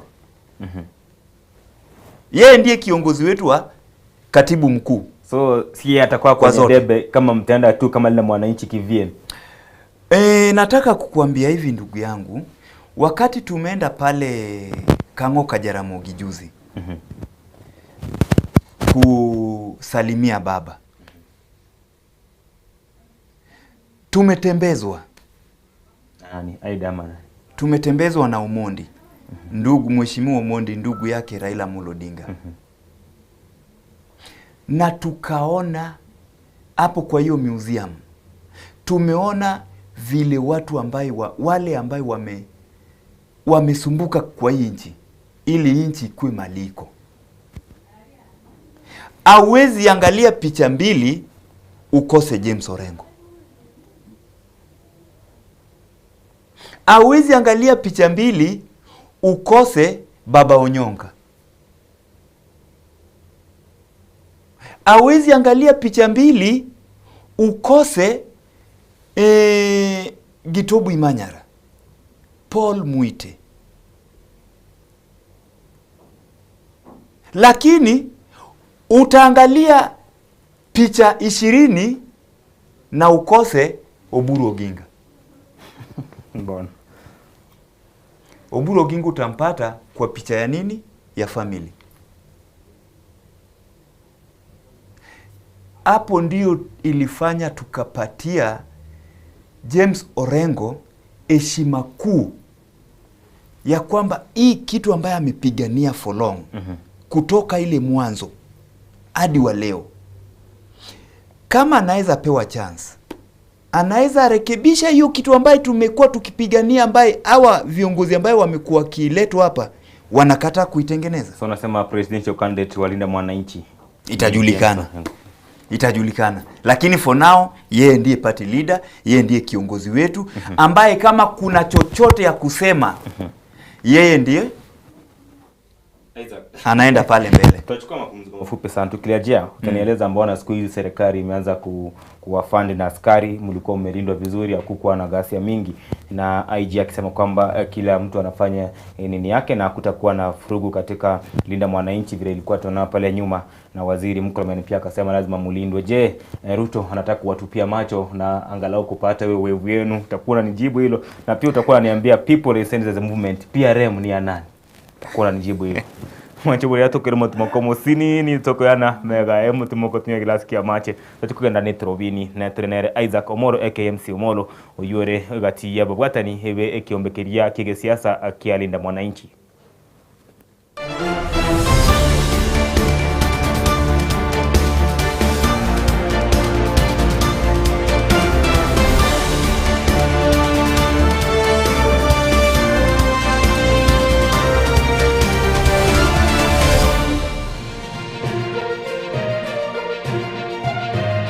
Eye Nensoko TV Uboroso Bumugusi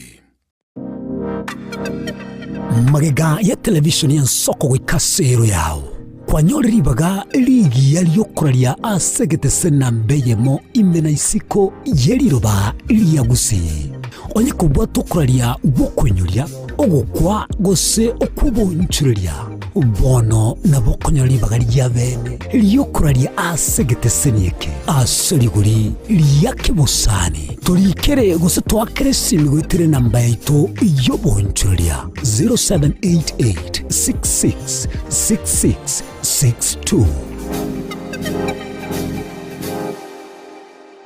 Je, una ndoto kufanya kazi ughaibuni? Mwakala wa ALM tutakuwezesha kutimiza ndoto yako. Tunatoa ajira katika nyanja mbalimbali kwenye mataifa ya Qatar, Milki za Kiarabu, Saudia, Bahrain, bara Europa, miongoni mwa mengine.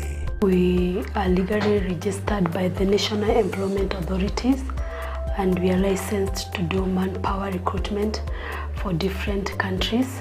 Currently we are reaching companies in UAE, in Qatar, Russia, and we are hoping to enlarge our boundaries. Kwa maelezo zaidi, wasiliana nasi kwa nambari 0721151500 au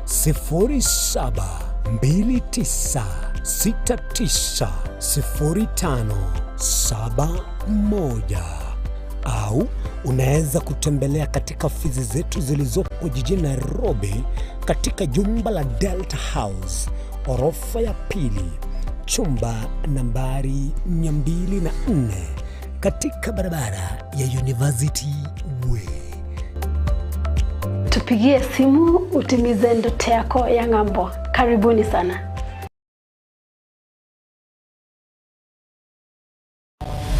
Mrna nabali bechinguru ilikwe manyabo na watika kuruchitana nyechense Frida Kerubo, Innocent Onyango, Clinton Ondigi, Diana Ndemo, Ishmael Mogere, Linet Nyambane, Daniel Omwaga, eke na kigekos kiamesa yamangana majia. Ubugima n'urugendo rubwa tamange amaya namabe. Umusakito Linet Nyambane niga ngaririe imena isiko ya gusi na gusanga naba yaeteire nabako yaetera. Nchekera na ibole twe undango tebiwa ndabona ibole tukinde buya ngakina kinde buya ekera na chiko ke myaka sta ngachaka ngo diferpo ngoira samagoro wani kamenya gutukanga na twali roba wana wacha gitego aya nime yo muroberio bumwenori kira ritukule Jumatano chinsa ibiri chabutuko imeya Nsoko TV oboroso bumugusi.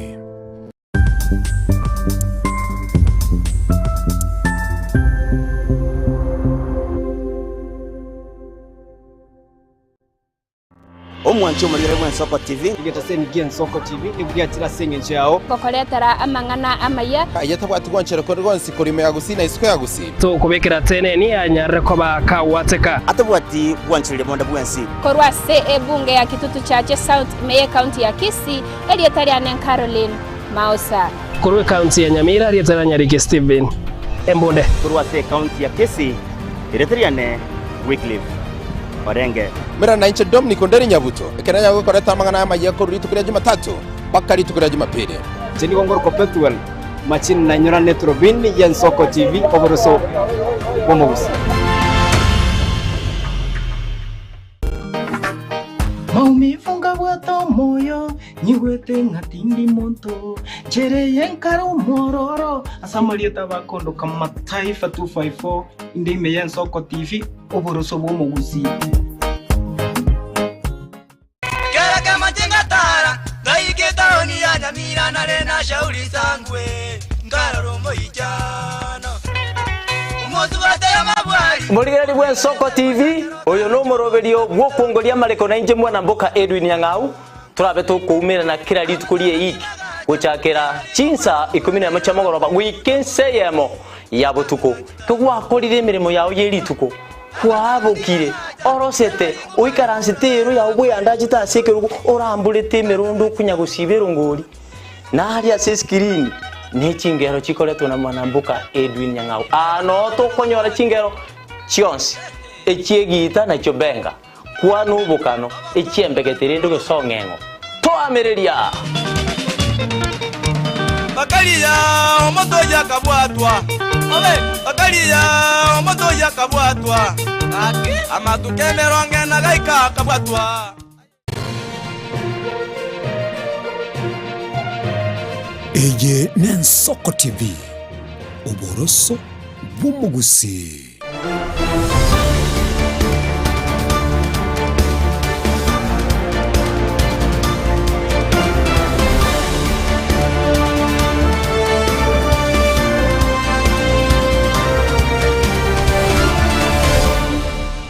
Karibu na endo mwanchumugerie mambi yabone yegeteseni kyo kyabenegia Nsoko TV murobe netrobini to yanto kwana mange gesiasa neto kumurekera okotuboka nabo igo murindo obwo mopoli bwe gesiasa bwalinda mwananchi obwo athokire na koreto murindo monemense ya Kenya Tronel Isaac Omolo MC Omolo uyobo igo mwana siasa ime yense ya Kenya nabo igo mubwata nibwe ekiombekeria kyalinda mwananchi mambi yabonega to yanto kwana mange korenganga nigo tento tubwata nabo kolika lirobe gosena bokolike message goseche beche ya Facebook na mbere siskin yawo mwanchumugere nyara ko tebinga yore kurwana nea yango support yo linda mwananchi andonsi osore kurwa abogotolekera bone gana inchebe ngo Somali ukoria limorioka na keroto gendetenere Isaac Omoro emambe bone Isaac tulikuwa tunazungumza mengi sana tulikuwa tumeenda break na ilikuwa imeshika moto kweli tulikuwa tunazungumza mengi na labda nilikuwa nakuuliza tu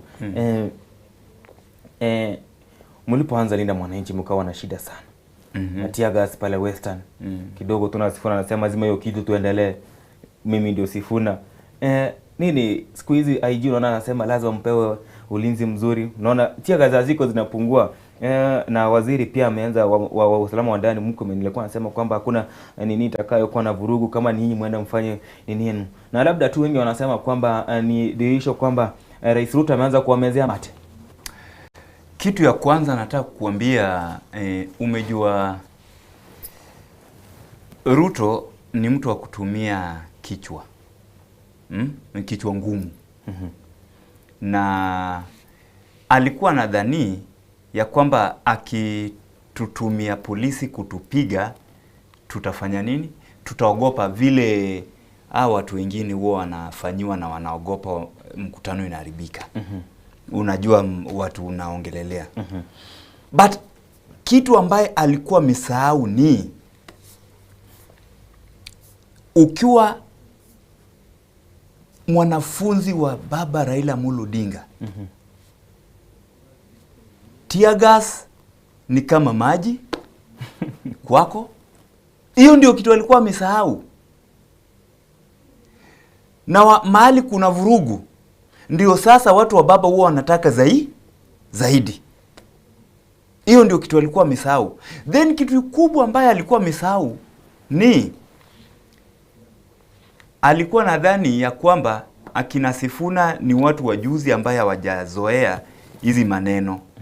Alikuwa amesahau kuna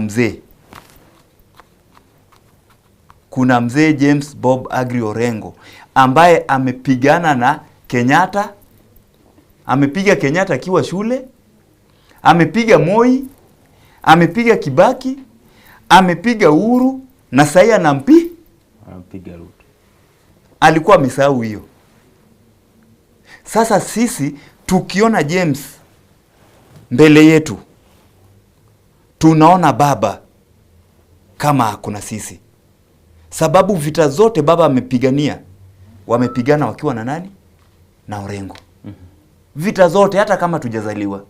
Vita zote ni yeye ndiye amekuwa. So alikuwa nadhani akipiga tear gas hivyo mara 2-3 tutakuwa tumezima. So anaanza kuwekea ulinzi na kuhakikisha kwamba hakuna vurugu na wale goons hatuoni tena. Anawamezea mate. It is our right kwanza kufanya mkutano bila vurugu yoyote. Vile yeye pia anafanya mkutano zake bila vurugu, ndivyo pia sisi nafaa tukuwe na mkutano zetu bila vurugu. Ndivyo akina Kalonzo pia inafaa wafanye mkutano zao bila vurugu. Ile tumbo joto ambayo wanaweka eti ya kwamba wakituona na watu wengi wanasikia vibaya, hiyo waondoe. Na nataka kukuambia hiyo maneno ambayo unasema tu wanatumezea mate. Already William Ruto anajua vizuri ya kwamba timu ya Gladys Wanga na weka mawe tunataka power. Hawana nguvu, hawana watu. Mtu ambaye William Ruto anaogopa saa hii, na hii nataka kukuambia, na hata kina Rigathi Gachagua wanaogopa, ni timu ya James Orengo. Si ya Sifuna tena. Sifuna ni sisi. Lakini hata kama Sifuna ni sisi, Sifuna ako ndani ya mtu pia ambaye kiongozi wake sasa ni nani? Ni James Orengo. Unaona? Sisi ni Sifuna, si hatukatai. Lakini baba yetu ni nani? Yule anatulea ni nani? Ni James Orengo. Nataka kukuambia sasa hii James Orengo ndiye tisho kubwa. Wakiwa na Babu Owino, wakiwa na Sifuna, wakiwa na akina Kibagendi. Hii ndio timu ambayo iko threat kwa watu wote. Sababu gani? Ukiangalia William Ruto lazima nunue watu ndio watu waende kwa mkutano wake. Ukiangalia timu ya Kalonzo ni mtu mzuri sana. Lakini Rigathi Gachagua anajaribu kumharibia. So wanatembea pamoja na wale. Wanatembea pamoja na, lakini Rigathi Gachagua ndiye anaweza fanya Kalonzo a lose. Sababu gani? Watu wengi wanaona Rigathi Gachagua ni mkabila sana. Na sasa tunapigania ukabila ishe Kenya. Unaonaje? Arudi chini. Siwezi kumadvise. Siwezi kuadvise Kalonzo. Siwezi kuadvise Rigathi. Lakini wangeniuliza, ningemwambia atulize moto yake. Aanze kuongea sisi kama wa Kenya. Si sisi kama milima. Hiyo ndio inamharibia. Fred Matiang'i akuje ajoin hii team. Hii team inaenda mbali ndugu yangu. Mbona hujaita Kalonzo umeita Fred? Kalonzo anakuja. Kalonzo atakuja mwenyewe. Wewe unaona Bob Agri Orengo tukiwa Nakuru alisema ya kwamba tarehe 24, 25, 26 tunaenda kukumbuka nini wale ambayo waliaga June, wale ambayo waliaga. Na huenda hiyo ndio iwe mwisho wa nani? Wa Ruto. Maanisha nini? Juzi umesikia Kalonzo amerudia hiyo kitu, which means wanatufuata. Kama tujatoa agenda, hawana agenda. Watch this team. Huyu ni senior counsel. Nasema kwamba nyinyi mnunui watu na kwa mikutano yenu. Senator wa Nandi Samson Cherargei alisema the mass that was there was AI generated. Uliona? Where? Kisumu. Ukweli? Ulikuwa Kisumu? Mimi nilienda Kisumu 3 days before. Ulikuwa mkutano siku ya Jumapili. Nikienda Kisumu 3 days before. Hiyo inamaanisha nini? Nilienda kuangalia mali tutaweka tent zetu, mali tulikuwa pale na tukaenda kanisa Kondele. Watu walikuwa vipi? Hadi wagonjwa walitoka hospitali kuwevu walipona. Sasa hiyo AI ya nani? Matamshi ya Senator Cherargei. Hiyo ni yake. Hakukuwa na AI pale kwa hizo mapicha. Wapi? Wala ni watu walikuwa wamejaa hivi. Au ni watu, au ni binadamu, mimi na wewe hivi. Walikuwa 1 2 3 4 hadi hiyo namba. Ngapi hivi approximately? Wale watu kama ilikuwa kidogo ni walipita 5,000. Walikuwa wengi. Aki, walikuwa wengi. Sababu kwanza kutoka kwa kanisa ndio ilikuwa shida. Na ukao ukijua ingefaa tuende tuombe Ahero. Watu walikuwa natungoja Ahero. So ikabidi tuende maombi wapi? Hapa Kondele. Imagine tungetoka na watu wangapi Ahero tukikuja. Na watu walitoka Ahero kwa mguu wakikuja huko. Kuna watu kwa mkutano ni wengi, lakini wengi wao unapata wanaimba 1 term ama 2 term. Wimbo ulikuwa upi? Wimbo ilikuwa 1 term, si 2 term. Hata jana si ulikuwa unaona Ruto akisema 1 term. Nini ati mko wapi? 1 term, na watu wanajibu 1 term. Semeni 2 term, 1 term. Uoga mlichukua wapi? Mwogopi rais? Bwana, uoga iliendanga na wazee. Uoga tuliachia wazee. Sababu nini? Wazee walikuwa kiogopa. Umejua hii generation yetu na generation ya zamani kuna tofauti. Wale watu walikuwa wanaambiwa mtu akisema hivi ni hivyo. Sisi tunataka kujua kwa nini umeisema. Wakati tunataka Ruto amekuja mfanya kazi naye 2027, Linda Mwananchi. Mtakubali? Ruto akija tufanye kazi na yeye. Asisimame urais? Yeye atengeneze tu chama yake, then sisi tuwanie urais, na baada ya kuwania urais wizi yote ambayo imefanyika katika hii serikali atajibu. In short, amkubali. Amtamkubali mfanya kazi naye kama Linda Mwananchi. Nikuulize ndugu yangu, umewahi sikia skandalo yote na James Orengo? Umewahi sikia skandalo yote na Sifuna? Umewahi sikia skandalo yote na Babu Owino isipokuwa ile mnasemanga sijui alipiga mtu bunduki na hadi wa leo bado anamlisha, anafanya kila kitu na yeye? Hakuna. Umewahi sikia any scandal na Onyonka? Nijibu. Umewahi sikia any scandal na Osotsi? Umewahi sikia wana mkapiga Osotsi? Ni goons ndio walipiga Osotsi. Wa nani? Goons wa 2 term. Au ni magoons au si Wajaluo? Kuna Sifuna akina Orengo wakimkashifu Raymond. Sijui kama ni ukweli ama ni umejua. Ukiitwa mara mingi kwa kitu hata we saa hii tuanze tu kusema bana, wewe ukitokanga pale kuna venye unaangalia msichana fulani. Umejua kitambo mtu akwambie kitu kama hiyo huwa observe kwa muda. Nusikie nimesema, mwingine amesema, kuna kaukweli hapo. So Raymond Omolo lazima tuambie kwa nini anapiga wananchi na guns. Na inafaa aende wapi? Kwa bunge ajibu hizo mashtaka. Kwa nini amekataa kwenda? Lazima aende na Murkomen pia aende.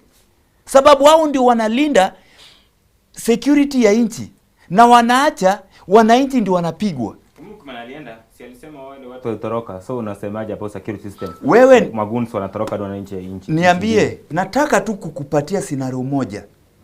Unakumbuka yule mtu wa bodaboda ambaye alifanya vibaya kwa msichana mwingine hapa Thika Road? Unakumbuka wakati wa Uhuru? Huyo mtu wa bodaboda alishikwa wapi? Tanzania. Alishikwa Tanzania. Akarudishwa Kenya. Ni nini ambaye Murkomen anatuambia ati hao watu wamekimbia wakaenda Uganda? Kwa nini wamejua wako Uganda? Na kama wanajua wako Uganda, si waende wawalete? Sababu gani? Hao ndio serikali. Wakati Besigye alishikwa hapa Nairobi, alishikwa na kina nani? Polisi ya Kenya. Wakamwanda over wapi? Uganda. Kwa nini wasiambie polisi ya Uganda waande over au vijana hapa? Ni mchezo. Wanajua what they are doing. Wanajua vizuri. Haizi kutuambia ati Isaac, opposition movement ya kina Gachagua wamekuja nataka kufanya kazi na nyinyi kama linda mwananchi. Na waseme sasa mkuje lakini msupport Kalonzo au Matiang'i, mtakubali? Hapo ni kuongea. Hapo ni kuongea. Ya Ruto ndio kuna kuongea. Hey. Umejua kwanza Ruto mwenyewe alituambia eti si lazima mnipatie second term, munijaji na one term. Mmemjaji. Na already tumemjaji. Kwa hivyo hakuna haja tu kuongea naye. Sababu ya wakati. Mtazungumza opposition. Opposition tunaweza zungumza nao. Wakisema sisi Funa ama sio Rengo, waseme sasa tupe Kalonzo ama Matiang'i. Kwa nini hao? Si hata wetu pia wawekwe hapo. So ni kuzungumza. Ni kuzungumza wakati unaisha. People Resistance Movement PRM inauzisha kiongozi wenu Secretary General Sifuna. Sisi tunasema hivi ndugu yangu. Na nataka ushike vizuri. Unajua hiyo chama? Najua hiyo chama. Umevaa mask huko nyuma yale watu wamevaa mask. Najua hiyo chama. Ulikuwa umevaa mask? Au kwa sijavaa mask, lakini nataka ujue hivi. Kiongozi wetu James Orengo juzi akiojiwa na Norman Magaya professor. Magaya professor, unamjua? Alisema hivi. Kunayo usemi ambaye Mwalimu Julius Kabarage Nyerere alisema ya kwamba sisi kama wana chama ya ile chama yao inaitwa nini? Hiyo chama kubwa CCM. Sisi kama wana CCM tusipofanya matakwa yawa wafuasi wetu, itabidi waende watafutia kiao mahali nje ya malizia CCM. Naye pia sisi pia tunasema hivi. Tunataka NDC, National Delegates Congress, itwe ili tufanye election ya uongozi wa chama. Ikishindikana tutachukua chama by force. Na isipochukua by force mtaenda kwa People Resistance Movement. Vyama ziko mingi ndugu yangu. Tulia hapa. Hii hatukatai pia bia. So siku nyingine sikuita nipate mko ndani. Nimesema hiyo pia hatukatai. Ya tunaacha njia wazi. Bado unawania MCA? Kabisa, niko ndani. Wapi? Embakasi East. Chama gani? PRM, ODM? itakuja bado tuko na miezi 18. Lakini nataka kukuambia hivi. Juzi tukiwa pale Kang'o Kajaramogi. Ndio umejua ukienda pale ndio unaona yenyewe baba hayuko. Wakati unaisha. Ukifika pale uone hiyo kaburi ndio unasema yenyewe mzee amelala. Maneno yako ya mwisho. Ya mwisho ndio hiyo. So nataka kuambia kulikuwa na watu wengi ambao tulikuwa nao pale. Lakini kuna maneno moja ambayo ilinishika sana na iliniingia. Pauline Njoroge aliongea na nikajua kweli Pauline Njoroge alikuwa mtu karibu sana na baba. Nataka kuambia Pauline Njoroge hivi.